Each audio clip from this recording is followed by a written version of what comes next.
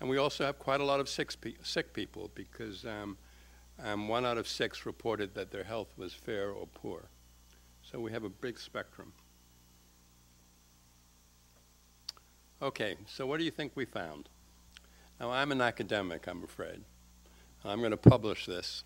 And I'm learning because of every one of the gadgets that Will related to that for me to publish numbers and keep them quiet will last for about 3 milliseconds. Therefore, I've been told by the editor of the journals that hope to publish this that I better keep my mouth shut. So I will. But I'll let you guess about it. These are the kinds of questions we asked. What we hypothesized is, what do you think people will agree with? What do you think patients said about would they better understand their health and conditions? Would they better remember their plans for care? Would they take better care of themselves as a result of this? Would they be more likely to take their medicines? Would they feel more in control of their care? Would they be better prepared for visits for us? And we also asked the doctors to hold forth on that. And then we also talked about some risks. You know, would the patients worry more as a result of this? Would they find notes more confusing than helpful? I won't be too cute. I will tell you that there's real dissonance between doctors and patients. Some striking dissonance, enough that I'm sure we'll get this published and that the media will have interest in it. And that your hypotheses about the differences are probably right. But I'll tell you that basically patients are very bullish on this intervention. And I will also tell you that doctors are bullish on this intervention, but they're much more cautious about it, much more hesitant. And I will tell you one more thing is that patients worry very little about the downsides of it. And doctors worry a great deal about the downsides of it. So there's some cognitive dissonance here that we'll get to and that we'll approach. And again, we're just beginning this kind of voyage, I think, pushed along by all these technologies. We have some nice little quotes. I've been put in harm's way before by people at ... my institution. This could help me save my life someday. So that was a rather bullish patient, not being kind to his or her institution. I feel I have a right to see information about me. It's not the FBI or CIA. I'm so afraid that doctors are going to say, oh my God, I never had enough time. Now look what Open Notes is doing to me. And finally, as a retired IT professional, I have no confidence in the promise of confidentiality, and that person pulled out. And we can give you more and more really fascinating anecdotes, many of which we didn't expect and many of which we're learning a lot from. The beauty of this kind of experiment is the unintended consequences, right? The surprises. My favorite question to any young researcher, what are the 3 biggest surprises in the study that you just did? This grabs the national pulse. We wrote a silly little paper in the Annals of Internal Medicine. Didn't have any data. It was speculation. And the world went crazy. Everyone wrote about it. Everyone picked it up. So we struck a nerve. This is important stuff. When the media write about you, it's probably important, especially if you don't have anything particular to say. And at that point, we didn't really. Now, I think it's an interesting way, because I'm a doctor, and I think it's interesting to look at Open Notes like a medicine. And like any drug, it has the following attributes. Its goal is to make people feel better. It has side effects. Every medicine, those of us here who are clinicians use, have potential dangers. Not one doesn't. Don't let anyone tell you the opposite. This will hurt some people, but hopefully it will help many more. Doctors and patients will need to manage this medicine very carefully. Many patients will wisely choose not to use it. Some doctors on occasion will hopefully wisely choose not to use it. We have to learn about its benefits and contraindications, therefore, before we put it out there and before we use it in our own practices. As Will has already implied, it's expensive right now. We have very fancy, secure patient portals on which we're fielding this thing at our hospitals. We're lucky to have them. Most people don't have them. But since my 4-year-old grandson grabs my wife's iPhone and downloads apps, I know that everyone's going to be doing this very quickly, much more quickly than I can believe, maybe while I'm even still alive. And this thing is coming fast, and we should be prepared for that. And my real dream is it may even become standard of care for those who so desire. We have a very simple research question. That's the best thing about this study. At the end of 1 year of flicking this switch, will the doctors and will the patients want to keep it on, or they want to turn it off? And we can't wait to get the results of our follow-on studies of this. And finally, what do you all think about this? I will stop, and I thank you for your attention.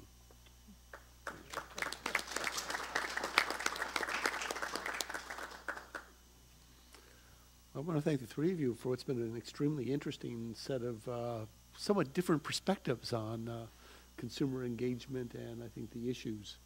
And Tom, thank you for an enlightening, particular for a very enlightening set of studies or study that you're doing, which I can't wait to hear the answer to. Are there any questions from our board?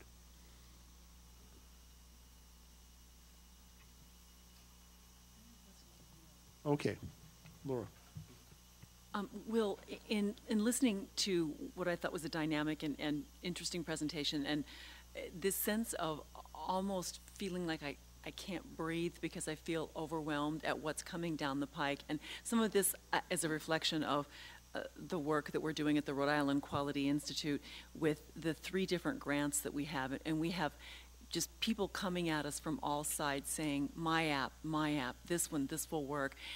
What sense do you have of how we're going to shake all this out in terms of really understanding what worked? You made such important points, I thought, about the 50% half-life on some of these, where it starts out terrific, not so terrific after a period of time. Do you have a sense of the emerging tools, capabilities, ways in which that we can look at this tremendous number of innovations that come at potential users of them, or people who are in a position to apply some of these? And what do you think will help those of us that are trying to sort through all of these to understand? We have a limited amount of time and limited amount of money to apply some of these. Any help coming down the pike to help us decide? That's an excellent question. I think that certainly there's a great deal of enthusiasm in the space, okay, for these new innovations, both from those who would innovate and those who would potentially adopt. One of the reasons why this has traditionally been a very difficult field to innovate in, I think that many of the folks who would try and develop applications or software within the health IT space are driven by a good deal of passion, or are crazed at some level, and I mean that jokingly. But think of the different stakeholders that you would need to engage in to really have an endeavor launch. Okay, the legal and safety regulatory side alone is daunting. Okay, but trying to find an area that really gets you to proof of concept, navigating the nuances of a care setting, okay, and reaching out to a population. These are all hurdles that these, I guess, those who would seek to innovate must cross, okay, in order to develop.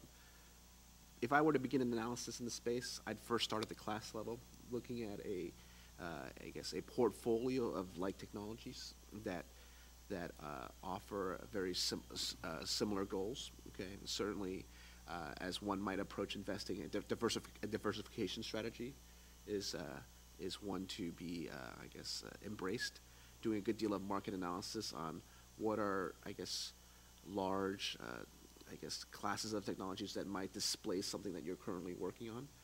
But if you were to seek, I guess, to adopt or become a pilot site or test bed for an innovation, I think that really trying to find innovations that are data-driven, okay, those that already that have a modicum of success, either at a granular level that might be scaled, or ones that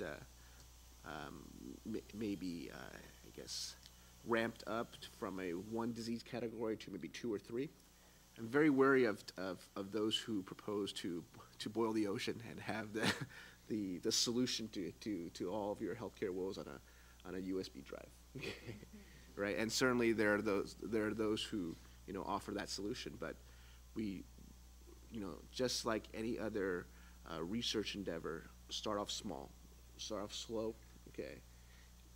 Find your footing and then begin to scale and speed up. And that's the same informal advice I offer to those who seek develop and who seek to adopt. Okay, you are not prepared to assume the level of risk, whether known or unknown, okay, on either side until you begin to collect the data. And so it's going to be an intensive data collection exercise. Yep.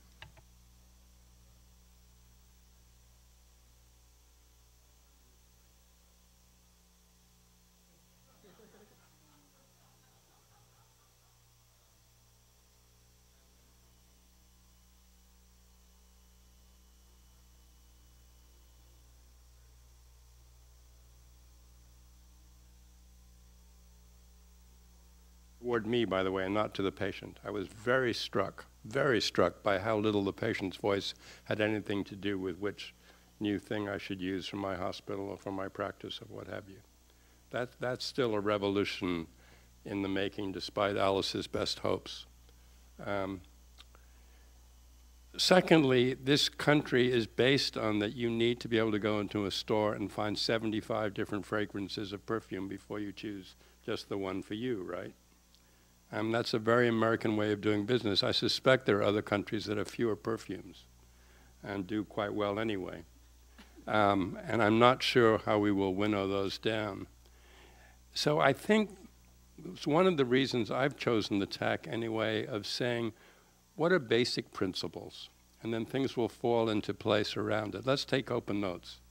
If there's a principle established that the doctor and patient will be able to share what goes on among them without any impediment. And yes, they'll need secure portals, or maybe they won't even need secure portals over time. By the way, one of the fascinating things about the difference between patients and doctors, we studied this first 18 years ago and again more recently, is doctors obsess all the time about privacy. Policymakers obsess all the time about privacy. Every one of you here likely obsesses about privacy. Patients give very little damn about privacy, especially if they're sick, or especially if they're chronically ill. And if they have a choice about being very private in the emergency room, or having everyone being able to read everything they know about them when they're very sick, I know which way most patients will choose, and they tell us that. So there's an interesting kind of dissonance among this obsession about privacy. I actually happen to think that privacy's gone, and I think Will just convinced me more of it. If I have a GPS tied into my jacket and someone else does into their pantsuit or whatever it is, I won't be able to go anywhere unobserved in the future or do anything. I'll have to pretend I'm back seeing patients instead of regaling people here or whatever it is. People will be able to, I can't do that anymore, right? So that's the whole world of privacy is being thrown on its head. And in fact, I think we spend far too much time obsessing about maintaining it rather than addressing how are we going to deal with a world that has none. And it might be a much healthier world. If you're having an affair, let everyone know about it. If you're at Bloomingdale's buying perfume, let everybody know about it. If you're actually seeing patients, fine. People will be happy to see it, whatever it is. It's a different world that's coming. And how you unite it into one thing in this enormous country with 50 states, each of which is unbelievably different one from another, absolutely boggles my mind. And at that point, I turn it over to Will, who's a former banker who told me who will be able to fix this.